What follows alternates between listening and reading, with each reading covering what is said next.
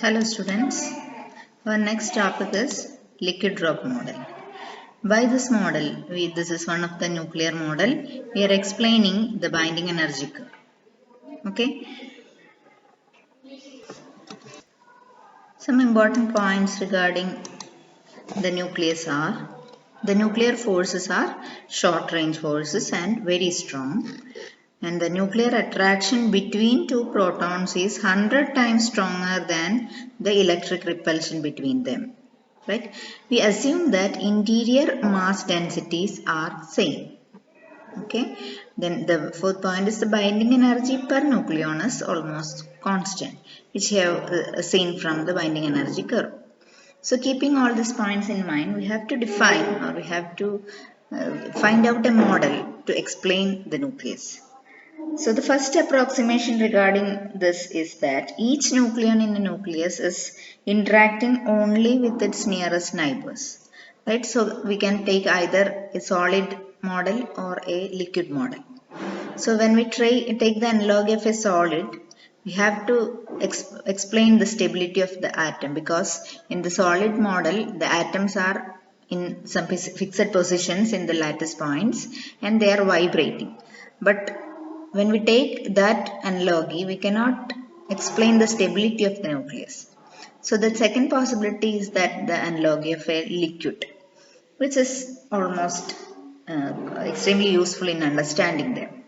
So we take the assumption that nucleus is in the form of a liquid drop and each nucleon is interacting with its nearest neighbor alone.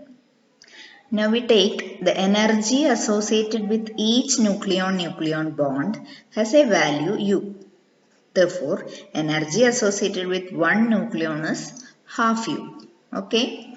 Now this is our model. This is the model of a tightly packed assembly of identical spheres. Each interior sphere is in contact with 12 others. So in the central interior, this is similar to our nucleon. The central interior nucleon is tightly packed or is in contact with 12 other nucleons. So there is an interaction between 12 nucleons from the outside for an interior nucleon. But on the nucleon surface, a nucleon at the surface of a molecule interacts with fewer other nucleons than one in the interior of the nucleus, and hence its binding energy is less. So on the surface, there may not be 12 number of nucleons to interact. So in that case, the nucleons in the surface will have a less binding energy. So the larger the nucleus, smaller the proportion of nucleons at the center. Okay. Now each interior nucleon within the nucleus is in contact with 12 nucleons, and hence for a number of nucleons, the total binding energy of the nucleus would be EV. It is termed as volume energy. EV is equal to 6AU. Okay, 12 nucleons having half U energy, then 12 into 1 by 2U, that is 6U into the number of nucleons A. So we get EV is equal to 6AU. So we assume the volume energy in terms of A, the mass number EV is equal to a constant A1 into A. This energy EV is called the volume energy of the nucleus. But the nucleons on the surface, you have seen from the figure, they have fewer than 12 neighbors. Since the surface area is 4 pi r square, that is equal to 4 pi r0 square a raised to 2 by 3. We know the relation between r and a. Okay. There is a surface energy, Es is equal to minus A2 a raised to 2 by 3. Since this relation, the surface energy is proportional to a raised to 2 by 3. That is, that equation, that surface energy term has a negative symbol. Okay. Now the second type of energy is the electric repulsion between each pair of proton in a nucleus also contribute towards the decrease in binding energy. So the Coulomb energy EC of a nucleus is the work that must be done to bring together said protons from infinity into a spherical aggregate, the size of the nucleus. Okay, so it is the Coulomb energy is the amount of work done in aggregating or in collecting said protons into a spherical shape. Then the potential energy of a pair of proton r apart, r distance apart, is equal to V is equal to minus E square by 4 pi epsilon 0 r.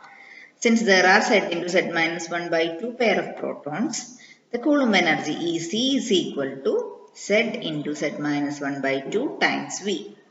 So this is the number of pairs of proton and each pair has a potential energy V. So we substitute, we get the equation minus Z into Z minus 1 E square by 8 pi epsilon 0 into 1 by R average. 1 by R average is the value of 1 by R averaged over all proton pairs. Okay, if the protons are uniformly distributed throughout the nucleus of the radius R, 1 by R average is proportional to 1 by R. Okay, so 1 by R is 1 by a raised to 1 by 3, so that the Coulomb energy EC is equal to minus A3. It's a constant including all these terms except Z and R, Z and A. Okay, minus A3 Z into Z minus 1 by A raised to 1 by 3. So it is inversely proportional to A to the power of 1 by 3. It is also a decreasing value, negative. That means the Coulomb energy tries to break apart the nucleons due to its repulsion. Right? That is why it is a decrease in energy. The Coulomb energy is negative because it arises from the effect that opposes nuclear stability. So the total binding energy EB of a nucleus ought to be the sum of its volume, surface and Coulomb energies. So EB is equal to EV, the volume energy, plus surface energy plus Coulomb energy. So on substituting all this, we get this is equal to A1A minus A2A raised to 2 by 3 minus A3 Z into Z minus 1 by A raised to 1 by 3. Now the binding energy per nucleon is therefore EB by A. Divide the equation by A. EB by A is equal to A1 minus A2 by A raised to 1 by 3 minus A3 into Z into Z minus 1 by A raised to 4 by 3. So we can see this is the binding energy per nucleon, which is a sum of volume, surface and Coulomb energies. So this is the volume energy graph. This is the surface energy graph. And this is the Coulomb energy graph. And the total of these three energies, you get this total energy curve, which is almost similar to our binding energy curve.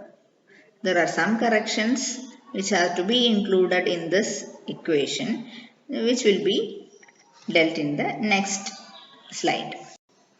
So what are the corrections to the formula? First one is the asymmetry energy. Asymmetry arises due to the difference in the number of protons and neutrons inside the nucleus. We have found from the first section that when n is equal to the proton number and neutron number, if they are equal, up to a less than 20, the nucleus is stable. So, but for a larger or a heavier nuclei, on increasing Z, the number of n, neutron number, goes on increasing for stable nucleus. So, n is the number of nucleons, that is A minus Z. So, in this difference, there is an energy arises which is called the asymmetry energy. Here you can see there is a difference in 4 neutrons. This is the equal level. Above that there are 2 plus 2, 4 neutrons extra. In such cases, there is an asymmetry energy related to that EA is equal to minus delta E. That is also decreasing the binding energy. Minus delta E is equal to minus A4 into A minus 2Z whole square by A. This is negative because it reduces the binding energy of the nucleons. This is one of the correction. The next one, the pairing energy. Even nuclei have more binding energy and hence more stable. For example, helium, carbon, oxygen, etc. These are having even number of protons and neutrons. But we see odd nuclei have unpaired protons and neutrons and have relatively low binding energy. So in order to explain that, we have including a pairing energy, EP. It can be either positive, negative or zeros. Okay, that is inversely proportional to a raised to 3 by 4. So EP is equal to plus or minus or 0 A5 by a raised to 3 by 4. EP is positive for even nuclei, negative for odd nuclei, and 0 for odd even or even odd nuclei. Okay.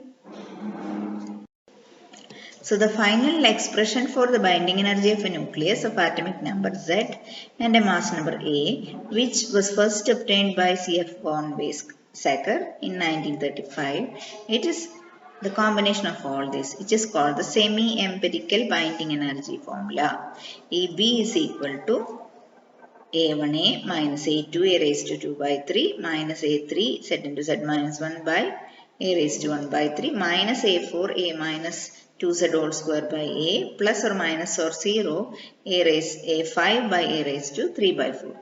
This is the volume energy. This is the surface energy.